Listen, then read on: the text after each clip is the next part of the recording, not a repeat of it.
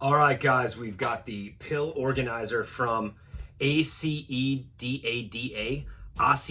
store. This is a 2 times a day for 7 days pill organizer. And I've examined a few pill organizers. One thing I like about it, it actually looks really nice. So pill organizer, you're gonna have it out in your kitchen or in your bedroom or wherever. I like the fact that you can just get yourself ready for the entire week.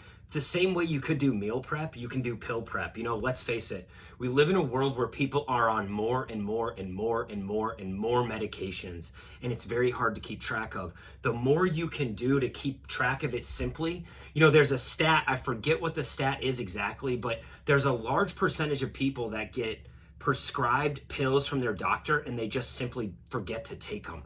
And that is dumb. So we need to be smart here, and this is a way to be smarter with our pill taking. If you're taking a lot of vitamins and supplements like I do, or if you're taking a lot of prescription drugs, this is a way to keep things organized. You have, when we open it up, first of all, I like this kind of like almost like gold plated snap case in the